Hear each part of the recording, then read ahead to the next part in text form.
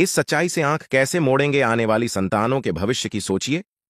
Read carefully.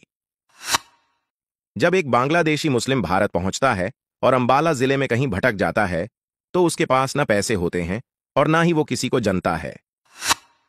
वो किसी प्रकार सबसे नजदीकी मस्जिद में पहुंचता है और वहां उसे 100% शरण मिल जाती है, मुसलमान होने के कारण।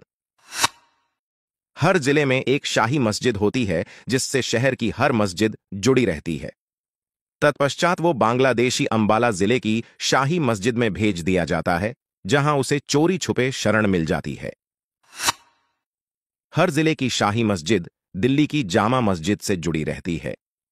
दिल्ली की जामा मस्जिद के पास उत्तर भारत के इस्लामीकरण की जिम्मेदारी है। उसके पास उत्तर भारत के हर लोकसभा क्षेत्र का और उसमें रहने वाली मुस्लिम आबादी का रिकॉर्ड होता है, 100% खरा रिकॉर्ड। अब वो बांग्लादेशी दिल्ली पहुंचकर जामा मस्जिद में शरण लेता है। जामा मस्जिद यह चेक करती है कि उत्तर भारत के किस लोकसभा क्षेत्र में मुस्लिम आबादी कम है। मान लीजिए उत्तर प्रदेश के झांसी में मुस्लिम आबादी कम है। अब असली खेल शुरू। जामा मस्जिद उस बांग्लादेशी को झांसी जिले की शाही मस्जिद में भेज देती है। झांसी की शाही मस्जिद के इमाम वक्फ बोर्ड की सहायता से उस बांग्लादेशी के रहने का प्रबंध करते हैं और उसके रोजगार का भी प्रबंध करते हैं। वो बांग्लादेशी लोकल मुस्लिम और भ्रष्ट हिंदू नेताओं और अफसरों की सहायता से भारतीय पासपोर्ट बनवा लेता है। समाजवादी पार्टी जैसी भ्रष्ट सरकारें वक्फ बोर्ड को वोट के बदले जमीन दे देती है। नगर पालिका के भ्रष्ट अफसर रिश्वत लेकर बर्थ सर्टिफिकेट बना देते हैं। पुलिस और खुफिया विभाग के अफसर रिश्वत लेकर पासपोर्ट की फाइल बिना किसी वेरिफिकेशन के आगे बढ़ा देते हैं और दूसरे जरूरी कागजात भी तैयार करवा लेता है, जैसे कि आधार कार्ड।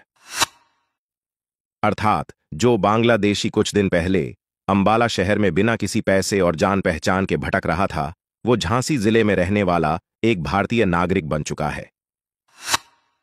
ये तो एक बांग्लादेशी की कहानी है। देश में रोज बड़ी संख्या में बांग्लादेशी और पाकिस्तानी कबायली बंजारा आते हैं और वक्फ बोर्ड की सहायता से भारतीय नागरिक बन जाते हैं। भारत के अनेक जिलों का, खासकर उत्तर प्रदेश, केरल और पश्चिम बंगाल का धार्मिक समीकरण बिल्कुल बदल चुका है। 2021-22 की जनगणना में इन जिलों में हिंदू अल्पसंख्यक हो सकते हैं। वर्तमान भारतीय सरकार को देश हित के कार्यों में विपक्ष का असहयोग क्यों किया जा रहा है, उसकी असली वजह समझने के लिए खुद पढ़े और समझे और अपने हिंदू बंधुओं को समझाएं।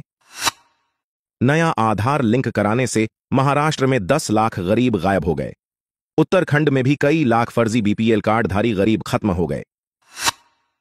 3 करोड़ 3,000 से ज्यादा फर्जी एलपीजी कनेक्शन धारक खत्म हो गए। मदरसों से वजीफा पाने वाले 1,25,000 फर्जी बच्चे गायब हो गए। 1.5 करोड़ 15,000 से ऊपर फर्जी राशन कार्डधारी गायब हो गए। ये सब क्यों और कहां गायब होते जा रहे हैं? चोरों का सारा काला चिट्ठा खुलने वाला है।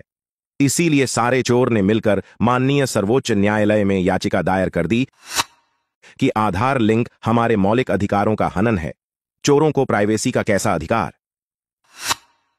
कंपनी के एमडी मोदी ने फर्जी 3 लाख से ज्यादा कंपनियां बंद कर दी हैं। 2 राशन डीलर नाराज हो गए। 3 प्रॉपर्टी डीलर नाराज हो गए। 4 ऑनलाइन सिस्टम बनने से दलाल नाराज हो गए हैं।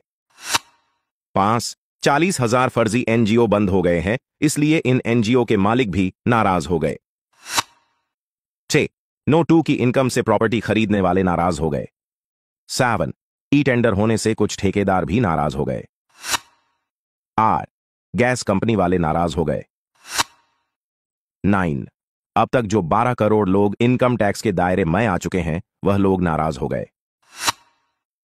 10 जीएसटी सिस्टम लागू होने से व्यापारी लोग नाराज हो गए, क्योंकि वो लोग ऑटोमेटिक सिस्टम में आ गए हैं। 11 वो 2 नंबर के काम वाले लोग फलना फूलना बंद हो गए हैं।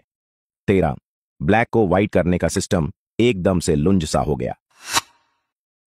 14 आलसी सरकारी अधिकारी नाराज हो गए, क्योंकि समय पर जाकर काम करना पड़ रहा है।